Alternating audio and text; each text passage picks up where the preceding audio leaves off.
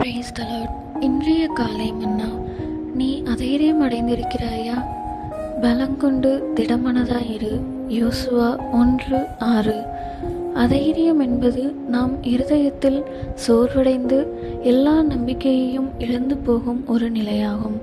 நாம் அதைரியம் அடைந்திருக்கும் போது தேவன் மேலுள்ள நம்பிக்கையை இழந்து தேவன் என் ஜெபத்திற்கு பதிலளிக்கவில்லை. அநேக நாட்களாய் நான் ஜெபித்து கொண்டே இருக்கிறேன், ஒரு பயனும் இல்லை, ஒருவேளை அவர் என்னை நேசிப்பதில்லை போலும் என எண்ணுகிறோம். நாம் நம்மீதுள்ள நம்பிக்கையையும் இழந்து நான் தோல்வியடைந்தவனாயிருக்கிறேன், நான் செய்ய முயற்சிப்பதெல்லாம் தோல்வியாகவே இருக்கிறது, எனது வேலையில் எனக்கு வெற்றி இல்லை, எனது வருங்காலத்திலும் எனக்கு சகலமும் தவறாகவே நடக்கப் போகிறது என எண்ணுகிறோம்.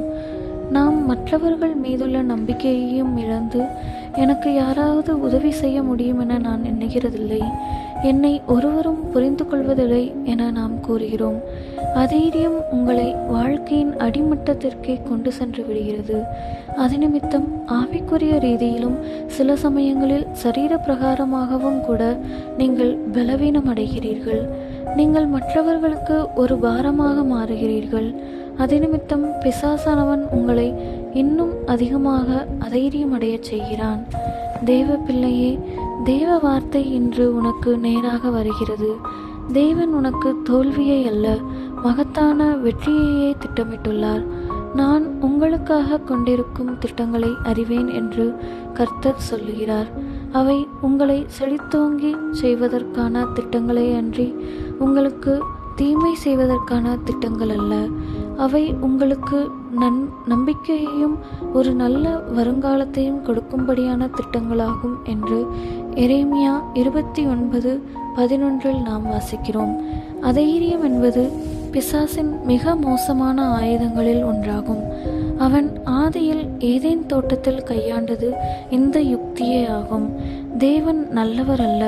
உண்மையாகவே அவர் உங்களிடம் அன்பும் கரிசனையும் உள்ளவராயிருந்தால் அந்த பழத்தை நீங்கள் புசிக்கும்படி ஏன் அவர் அனுமதித்திருக்க கூடாது என அவன் ஏவாளிடம் கூற முனைந்தான். இதுவே அதைரியத்திற்கான வாசலாகும். வேதாகமத்தில் அகித்தோப்பேல் என்ற ஒரு மனிதன் அதைரியம் அடைந்து நான்று கொண்டு செத்ததாக நாம் வாசிக்கிறோம்.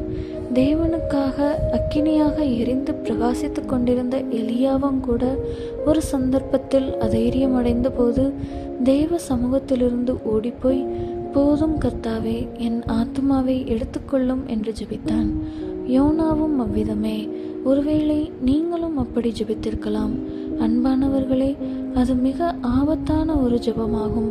நீதிமொழிகள் 8:36 தேவனுடைய வசனம் இவ்விதம் கூறுகிறது: என்னை வெறுக்கிறவர்கள் யாவரும் மரணத்தை விரும்புகிறவர்கள். நீங்கள் மரணத்தை விரும்பும்போது கர்த்தராகிய இயேசுவை வெறுக்கிறீர்கள். நான் இயேசுவை நேசிக்கிறேன் என நீங்கள் ஒருவேளை கூறலாம். ஆனால் நீங்கள் மரணத்தை விரும்பி தேவனே என்னை எடுத்துக்கொள்ளும் என ஜெபிக்கும்போது உங்கள் அறிவில்லாமையாலே, உங்கள் அறியாமையினாலே நீங்கள் கர்த்தராகிய இயேசுவை வெறுக்கிறீர்கள். தேவ பிள்ளையே, சோதனைகள் உன்னை அழிப்பதற்காக அல்ல, உனக்கு ஆவிக்குரிய உயர்வை அளிப்பதற்காகவே அனுப்பப்படுகின்றன. எனவே சோதனைகளை சரியான மனப்பான்மையுடன் எடுத்துக்கொள்வாயாக. சோதனைகளிலேயே பரிசுத்தவான்கள் உருவாக்கப்படுகின்றனர். ஆகவே உனக்கு நேரிடுகிற தொந்தரவுகள் உன்னை தொந்தரவு செய்யும்படி நீ இடங்கொடுக்க வேண்டாம். சுய அனுதாபத்திற்காகவும் அதைரியத்திற்கும் நீ இடமளிக்காதிருப்பாயாக. அப்படி செய்தால் நீ தேவனுக்கும் மற்றவர்களுக்கும் ஒரு பாரமாக மாறிவிடுவாய். ஆமேன்.